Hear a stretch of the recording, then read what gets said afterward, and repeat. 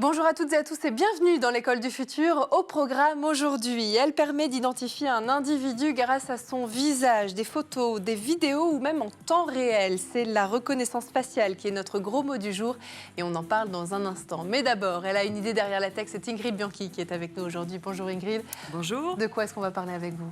On va parler d'un programme qui accompagne les jeunes étudiants en situation de fragilité économique. Et justement, les jeunes, c'est aussi le sujet du jour avec notre invité, puisque vous le savez, les enfants et les ados utilisent de plus en plus la technologie, que ce soit pour se divertir, apprendre, explorer de nouveaux centres d'intérêt ou encore communiquer. Et grâce au projet Progrès technologique, cette tendance n'est pas prête de s'inverser. Une question se pose alors, comment protéger les foyers des risques qui les accompagnent ? On en parle avec notre invité du jour, Bruno Grudemwald. Bonjour Bruno. Bonjour. Vous êtes expert en cybersécurité chez EZ. Vous allez nous en parler dans un instant, juste après le focus. Vous l'utilisez certainement pour déverrouiller votre téléphone et ça fait désormais partie de votre quotidien. Je vous parle évidemment de la reconnaissance faciale. Un mot lié, vous le savez, à une pratique qui fascine tout autant qu'elle peut faire peur aussi. Que se cache-t-il donc vraiment derrière ce terme ? Réponse avec Xavier Terrade. Pour déverrouiller son téléphone, pour accéder à son compte bancaire, pour pénétrer dans certains endroits, la reconnaissance faciale s'invite de plus en plus dans notre vie quotidienne. Un procédé que la CNIL définit sur son site internet comme une technique qui permet à partir des traits du visage d'authentifier ou d'identifier une personne. Un logiciel enregistre une empreinte faciale établie à partir de la base des oreilles, de la distance entre les deux pupilles ou encore la forme des sourcils, du nez et de la bouche. Reste à confronter l'empreinte faciale à un visage présent dans une base de données. Cette idée a été émise par plusieurs chercheurs en 1964. C'est en 1991 que les premiers exemples réussis sont présentés par des chercheurs du Massachusetts Institute of Technology. La reconnaissance faciale a permis de faire un grand pas pour la sécurité. Mais que pourrait-il se produire si toutes ces données biométriques atterrissaient dans de mauvaises mains ? Cette question inquiète plusieurs associations de défense des droits, comme Amnesty International. En fait, on donne un outil de surveillance de masse aux États et ça, c'est inacceptable. La CNIL reconnaît que les enjeux de protection des données et les risques d'atteinte aux libertés individuelles que de tels dispositifs sont susceptibles d'induire sont considérables, dont notamment la liberté d'aller et venir anonymement.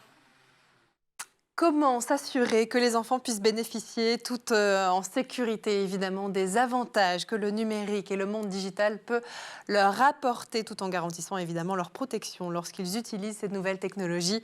Voici une des questions qu'on va poser à notre invité dans la première partie du talk. Et aujourd'hui, à nos côtés pour en parler, Benoît Grudemwald, expert en sécurité, cybersécurité même chez EZ. Benoît, peut-être une première question pour commencer. EZ, c'est un éditeur européen, leader sur le marché des solutions de la cybersécurité pour les particuliers et les entreprises. Et EZ a lancé Safer Kids Online, qu'on peut définir, vous me dites si je me trompe, comme un portail de sensibilisation aux risques cyber à destination des enfants, mais aussi de leurs parents, c'est ça ? Exactement, c'est un blog sur lequel on va poster différentes ressources qui s'adressent à la fois aux parents et aux enfants pour les amener à comprendre quels sont les enjeux de la cybersécurité. Sur Internet, une personne sur 3 est un enfant, c'est énorme, alors que la protection des jeunes générations dans leur utilisation des outils d'Internet constitue, vous le savez plus que jamais, l'un des défis majeurs de notre société. Cette sensibilisation n'est cependant pas toujours évidente, que ce soit pour le jeune ou pour leurs parents, qui n'ont pas forcément toujours connaissance de toutes les cybermenaces. Et c'est là que vous intervenez. Par où commencer justement sur ces sujets de sensibilisation chez les jeunes ? Le premier sujet de sensibilisation, il est double. Il est à la fois de convaincre les parents qu'il y a un sujet et à la fois d'emmener les jeunes vers plus de cybersécurité, notamment parce que les jeunes, finalement, c'est un public assez large. C'est-à-dire on s'aperçoit que l'on donne assez tôt un smartphone, une tablette ou un élément numérique à ses enfants. Ça peut être aussi la télé. Alors sur la télé, c'est facile, il y a des petits pictos, moins de 16, moins de 18, etc.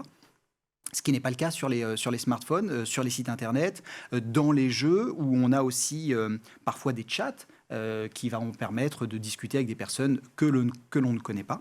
Donc l'idée, c'est bien d'embrasser le sujet à la fois côté parents, côté jeune, donc la cible est très large, et puis aussi de voir comment les pouvoirs publics articulent tout cela et nous permettent de nous projeter à la fois dans le numérique éducatif, mais également dans le numérique récréatif. Donc vous avez construit cette plateforme sur laquelle on peut trouver quoi? Des modules de formation, des vidéos, des articles aussi?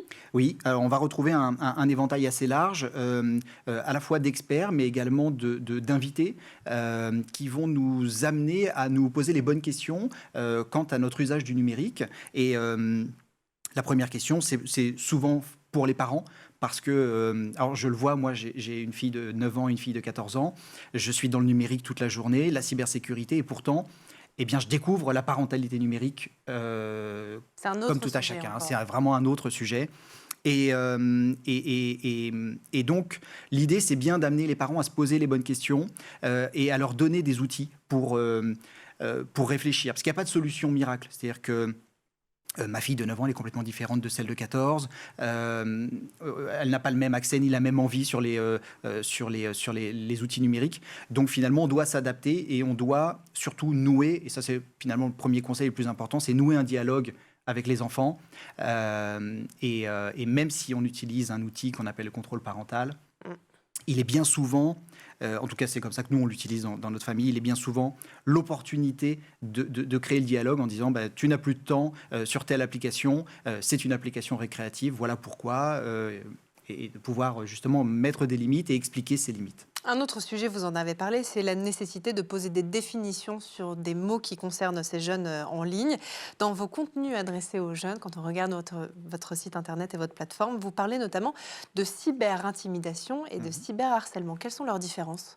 Alors, cyber-intimidation, on va être sur une posture de celui qui intimide, qui va mettre une pression sur celui qui est visé. Et dans le cyberharcèlement, on est sur quelque chose qui est caractérisé par la loi, qui d'ailleurs ne s'adresse pas qu'aux enfants, parce que toute personne, on va dire publique, peut tout à fait être victime de cyberharcèlement. Et ce qu'il est important de noter dans ces deux définitions, c'est qu'il y a le mot cyber devant intimidation et harcèlement, mais au final, on est quand même sur des notions qui sont connues, qui sont vécues différemment et transposé dans le numérique, mais au final, on est quand même sur, malheureusement, quelque chose qui existait avant et qui est transposé sur le numérique. Vous abordez donc des sujets graves et essentiels, vous en avez parlé, cyberharcèlement, prédateurs, risques sur les réseaux sociaux aussi, avec une approche éducative qui s'adapte à chaque public. Insultes, moqueries ou partage de photos sans le consentement de la personne concernée, plus de 60% des jeunes âgés de 18 à 25 ans ont déjà été victimes de cyberharcèlement. C'est le résultat d'un sondage glaçant, effectivement, publié l'année dernière par l'association e-Enfance. L'anonymat en ligne, est-ce qu'il ne fait, selon vous, qu'accentuer ce fléau ?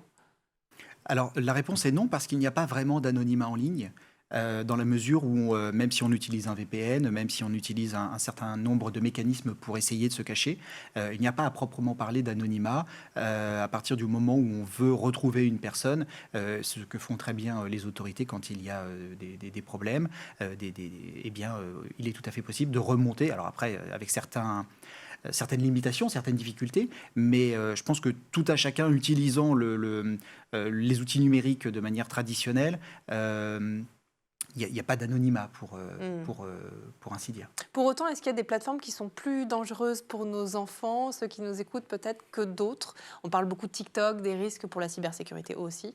Alors, il y a des plateformes qui sont plus propices au contrôle parental, notamment TikTok en fait partie, parce que le parent peut tout à fait...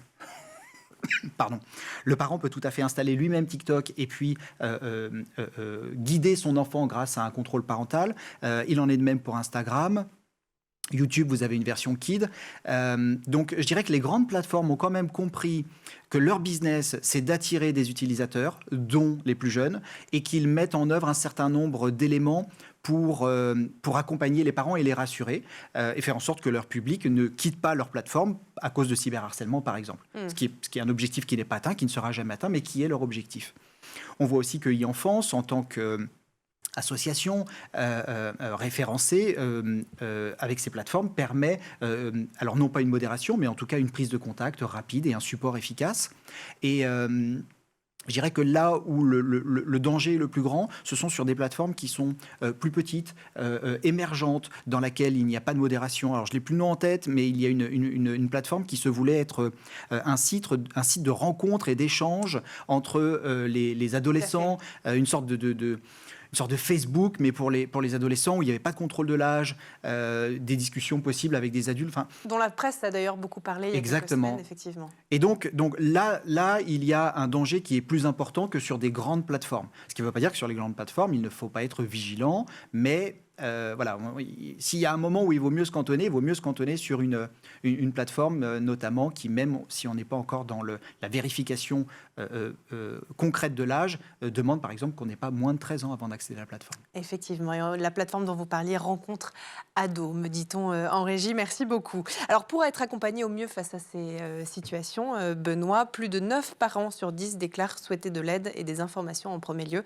par une association de protection des enfants et des adolescents sur Internet, vous en avez parlé, puis par l'établissement scolaire de l'enfant. Vous êtes un autre acteur et vous contribuez aussi tout autant à cette sensibilisation. Vous proposez notamment un système de contrôle parental disponible sur Android. Qu'est-ce qui vous différencie des autres? Vous disiez que ça n'était pas forcément la clé, en tout cas pas la seule clé face à ce problème et ce fléau massif. Mais qu'est-ce qui fait que vous, c'est un peu différent? Alors, c'est une solution, vous l'avez dit, qui ne fonctionne pas seule. Elle a l'avantage d'être au sein d'une application. Et cette application... alors, si on prend un peu de recul, en fait, dans notre maison, on a de plus en plus d'objets connectés, des caméras, des imprimantes, des télés, même les télés sont connectées, bientôt des frigos et nos voitures. Et en fait, tout ça, c'est un écosystème qu'on doit gérer, parce que sinon, on est sûr, un, que ça ne fonctionne pas, et deux, d'être piraté. Et bien souvent, dans le cercle familial, parfois restreint, mais aussi élargi, il y a bien souvent un administrateur, une personne, soit par plaisir, soit par devoir, qui va s'en occuper. Et donc, ce que l'on a fait, c'est qu'on a créé une sorte de portail unique dans lequel cet administrateur va pouvoir gérer l'ensemble de sa cybersécurité du foyer. Les ordinateurs, les smartphones, les imprimantes, l'intégralité, plus le contrôle parental. Et donc, ce contrôle parental, bien entendu, il fonctionne bien. Il a une certaine finesse dans ce que l'on va pouvoir choisir d'autoriser ou pas à l'enfant. D'ailleurs, il y a un paramètre qui est très important, c'est l'heure du coucher. Et la non-disponibilité pendant la nuit, par exemple, du smartphone ou de la tablette, et le temps passé. Parce qu'on sait que, d'ailleurs, TikTok, Facebook, les grandes plateformes l'ont fait. À partir du moment où vous avez un âge, ou même si vous êtes parent, en fait, vous pouvez définir des limites de temps. Parce qu'une fois qu'on scrolle, on est dedans. Oui, c'est addictif. Et c'est addictif. Et bon, après, on ne va pas parler du contenu, parce qu'on peut trouver des choses très bien sur ces plateformes, mais d'une manière générale, le contenu n'est quand même pas tourné vers l'éducation et le savoir. Et donc, on va pouvoir, grâce à ce contrôle parental, fixer des limites et retrouver ces limites dans un point central de gestion qui va faire que sa cybersécurité va se retrouver facilement pour celui qui en a la charge au sein du foyer. Et bien justement, on va continuer à parler foyer, cybersécurité et puis évidemment comment les enfants arrivent à gérer tout ça, parce qu'on imagine que c'est compliqué aussi pour eux. D'abord, on va faire un tour du côté de la planète tech.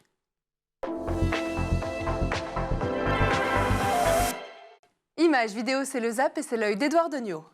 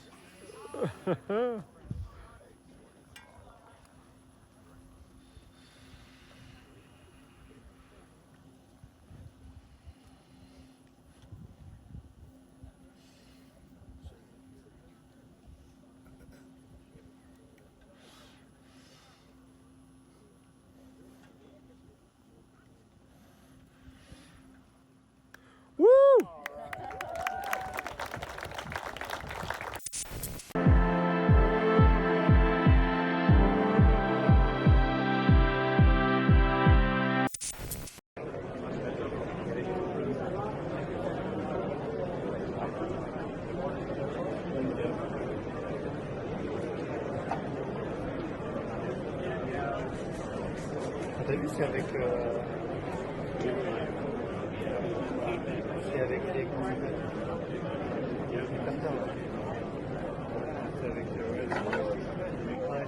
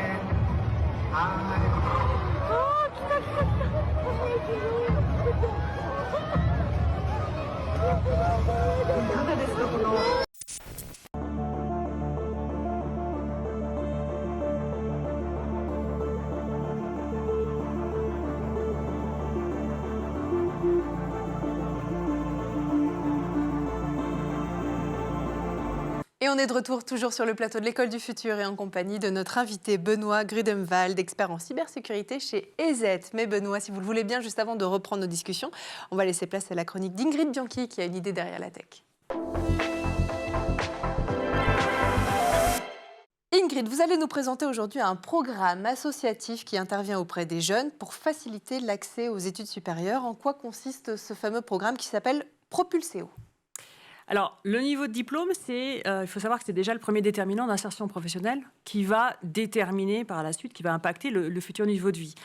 Or, l'accès à la formation et à l'enseignement supérieur va fortement dépendre encore aujourd'hui en France du milieu d'origine et notamment le milieu socio-économique. On sait par exemple qu'un tiers des enfants de milieux modestes ne pourront pas suivre des études supérieures. Donc, Propulseo, c'est justement un programme qui a été créé par 3 cofondateurs, Ambroise Denain, Jérémy Ruet et Maureen Duplex, 3 jeunes issus de la région lyonnaise et qui sont convaincus que l'éducation peut justement transformer positivement des vies. Et pour ça, ils ont choisi de créer un programme qui va accompagner justement les jeunes d'origine sociale modeste pour leur ouvrir les portes de l'enseignement supérieur. Alors, les chiffres sont révélateurs. Sur quel levier agit ce programme Propulseo pour combattre les inégalités sociales notamment ? Alors, le programme va agir sur 3 obstacles principaux, qui sont le premier, le manque d'informations et de ressources pour à la fois identifier les filières, les établissements, mais aussi les aides financières quand on est en difficulté économique. On sait par exemple que moins de 5% des élèves dans les filières d'excellence, école d'ingénieurs, école de commerce, sont issus de parents ouvriers. Ensuite, le second obstacle pour ces jeunes, c'est la précarité aussi étudiante pendant les études, le décrochage scolaire qui est lié justement à ce manque de ressources financières. Et, in fine, l'autre obstacle vis-à-vis de l'insertion professionnelle, c'est d'avoir les bons réseaux pour pouvoir trouver des stages, pour pouvoir aussi trouver des offres d'emploi, et puis acquérir les codes du savoir-être en entreprise. Et c'est important, effectivement. Alors, comment fonctionne concrètement ce programme ? Alors, Propulseo a choisi de mobiliser l'écosystème autour des jeunes pour apporter une réponse collective. Et donc, l'idée, c'est d'accompagner de manière très globale les jeunes en situation de fragilité économique pour justement améliorer leurs conditions de vie pendant qu'ils font des études, de manière à ce qu'ils se consacrent pleinement à leur réussite académique et qui puissent aussi réussir leur insertion professionnelle. Ils vont donc mobiliser des entreprises, d'une part, qui vont être ce qu'on appelle des propulseurs, qui vont donc soutenir les jeunes, les étudiants qu'on appelle des propulsés. Et ce soutien peut prendre plusieurs formes. Il va y avoir un soutien financier, matériel, économique, sous forme de bourse, un soutien moral aussi, avec notamment un mentor, j'y reviendrai, et puis un soutien professionnel également qui va permettre d'offrir des opportunités de stage et d'emploi. Vous nous parliez notamment du rôle du mentor. Quel est ce rôle vis-à-vis des jeunes ? Alors ça, c'est un élément crucial du programme puisque chaque jeune va se voir attribuer un rôle un mentor qui va être joué par un membre de l'entreprise partenaire. Et ce rôle de mentor va permettre de créer un lien justement avec le monde professionnel parce que le mentor va à la fois le guider, lui donner des conseils sur son orientation scolaire, sur ses choix professionnels, va lui permettre aussi de développer certaines compétences très pratiques et puis également évidemment lui transmettre des codes, hein, les codes de l'entreprise, des codes aussi pour pouvoir savoir naviguer dans le milieu professionnel. Comment l'association identifie-t-elle les jeunes qui sont concernés par ces sujets ? Alors, au-delà des entreprises, elle mobilise en fait des associations et les établissements aussi d'enseignement supérieur. Aujourd'hui, elle a notamment développé un réseau de 70 établissements qui intègrent justement le programme Propulseo dans le parcours d'admission pour les élèves. Et puis, évidemment, elle va travailler avec des associations qui vont permettre de repérer, de détecter des jeunes très en amont, même à partir du lycée, par exemple. Propulseo joue-t-elle aussi un rôle de conseil auprès de ces jeunes dans leur choix d'orientation ? La particularité, c'est effectivement que l'association a un lien de proximité très fort avec ces jeunes, puisqu'elle les connaît tous un par un, et elle va, à travers sa plateforme, permettre de valoriser chaque profil, justement par un petit profil numérique qui va décrire leur personnalité, qui va décrire leur parcours. Ça permet aussi aux entreprises finalement de suivre le jeune pour lequel elles ont investi, et donc d'avoir un lien beaucoup plus fort et beaucoup plus authentique avec ces jeunes. Alors, Propulseo ne se limite pas simplement à un programme généraliste, mais se décline aussi en projets thématiques. Est-ce que vous pouvez nous donner un exemple concret de l'un de ces projets ? Alors, ce qui est intéressant, c'est que évidemment, Propulseo va toucher 100% des jeunes qui sont issus d'un contexte économique défavorable, donc la cible est bien adaptée. 90% des jeunes réalisent des études de niveau Bac+5, mais ce qui est intéressant, c'est qu'elle va toucher aussi des femmes, notamment dans les fonctions, enfin en tout cas dans les filières techniques informatiques, pour lesquelles on sait qu'elles sont bien souvent sous-représentées. Et donc, Propulseo va aussi pouvoir contribuer à développer les programmes de mixité pour développer la mixité des métiers. Et vous avez une vidéo, je crois, à nous montrer sur le sujet. Alors, vous allez voir, oui, effectivement, c'est une vidéo témoignage qui permet de voir l'impact concret de cette association. Je suis heureuse de t'annoncer que nous avons retenu ta candidature pour devenir propulsée. Synergie sera là pour te suivre, t'accompagner sur ta dernière année, sur ton cycle ingénieur, à t'orienter surtout vers les bonnes personnes. C'est vrai ? J'arrive pas à le croire, c'est comme si j'étais en train de rêver. Je vous remercie. C'est vraiment la bonne nouvelle du jour. Merci beaucoup.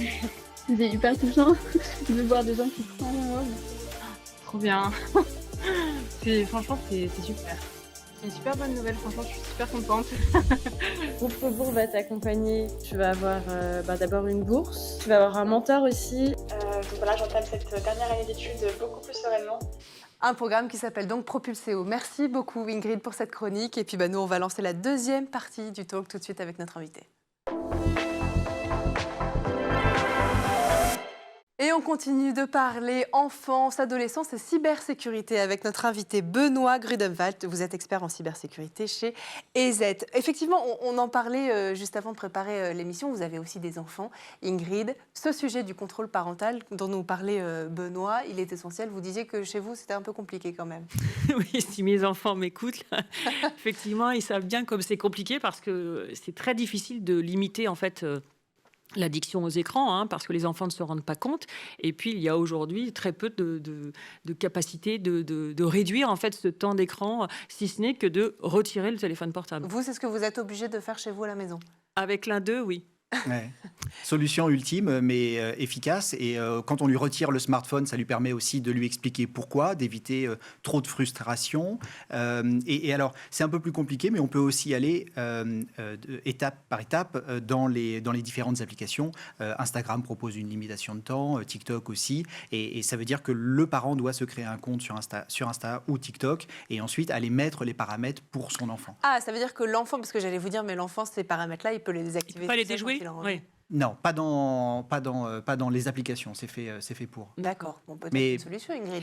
Je vais étudier ça de très près. Bon, Benoît, les jeunes Français obtiennent leur premier smartphone aux alentours de 10 ans et une ville irlandaise, Greystones, a interdit l'usage des smartphones aux enfants de moins de 13 ans à l'école comme à la maison. Et c'est un franc succès, 96% des parents ont signé ce pacte qui veut que leurs enfants n'aient pas de téléphone avant le secondaire. Les Pays-Bas songent aussi à bannir les téléphones portables dans les établissements d'enseignement secondaire. Qu'est-ce que vous en pensez ? Alors j'en pense que on parlait d'addiction, il y a effectivement un gros problème d'addiction. Pour autant, il faut accompagner le progrès. Il existe des solutions, il existe des moyens de discuter avec ses enfants. Les pouvoirs publics doivent prendre des mesures, les plateformes aussi, tout en sachant que chacun a des objectifs différents. Les plateformes souhaitent que l'on passe le plus de temps possible sur leur réseau et profiter de nos données pour pouvoir nous profiler au niveau marketing. Et on est assez, à la fois aussi en tant qu'adulte et en tant qu'enfant, on est tenté par cela. Donc ce sont des mesures qui sont un peu radicales et qui... je ne sais pas si elles sont à encourager, à démocratiser, mais en tout cas, si ce n'est la seule solution qu'ils ont trouvée, dans ce cas-là, c'est certainement la meilleure. Ça veut dire que ça reste difficile, vous en parliez aussi Ingrid, de trouver un équilibre entre rendre Internet plus sûr pour nos enfants et leur donner la possibilité d'explorer, d'apprendre librement, d'échanger aussi, de communiquer. Et oui, parce qu'ils utilisent en fait beaucoup le téléphone, ça fait partie de leur vie. Donc, leur retirer, c'est vrai que c'est compliqué parce que tout passe par là, même parfois faire des devoirs, communiquer avec, entre les élèves. Donc, du coup, passer d'un extrême à l'autre, c'est peut-être pas forcément une solution. Il faut peut-être travailler plus sur une prise de conscience des jeunes pour qu'ils puissent aussi savoir s'en détacher. Complètement. Et le numérique, donc ma grande à 14 ans, elle a déjà une centaine de mots de passe.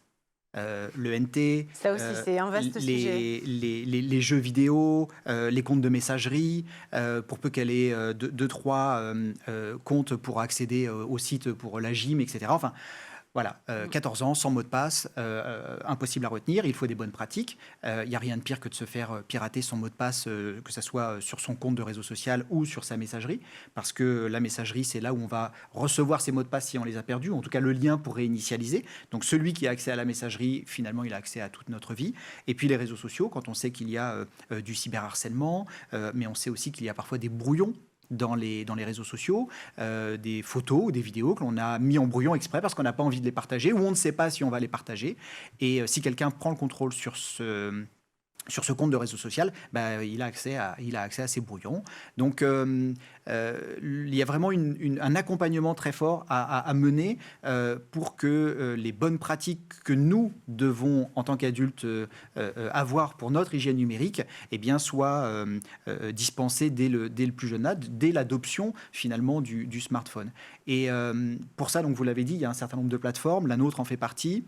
Il y a une mallette qui a été mise en place par l'Éducation nationale et qui a 2 volets, l'une pour le collège et l'autre pour l'école. Et le plus difficile, je pense que ça va être de prendre le temps d'y aller, nous en tant que parents et pour nos enfants. Alors pour les enfants, souvent il y a des modules qui sont dans les cours.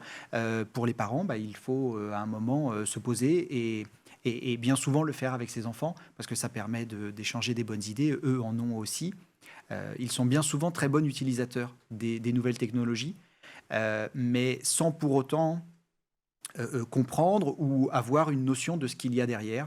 Notamment, si je suis sur un réseau social, c'est gratuit, ok, quelles sont les conséquences? Est-ce que je suis conscient qu'une photo peut être repartagée, qu'elle ne m'appartient plus vraiment, qu'une photo en mauvaise posture à 14 ans, ça peut ressortir à 17, 18 ans, quand on cherche un travail, vous l'avez évoqué, le parcours professionnel, finalement, aujourd'hui, commence de plus en plus tôt. Donc, il faut prendre soin de son image. C'est l'un des conseils clés que vous avez à donner aujourd'hui aux jeunes que vous rencontrez, c'est faire attention à ce qu'on poste en ligne. Exactement, réfléchir à ce que l'on poste. Et on avait un conseil qui disait, avant de poster, demande-toi ce que penserait ta grand-mère de ce post-là. Et alors, sans être trop rétrograde, ça met juste une petite barrière en se disant, est-ce que je vais vraiment poster ça? Est-ce que c'est dans mon intérêt? Et surtout de réfléchir à ce que l'on va pouvoir avoir comme ce que ça va pouvoir avoir comme conséquence dans quelques années, notamment quand on cherchera un travail.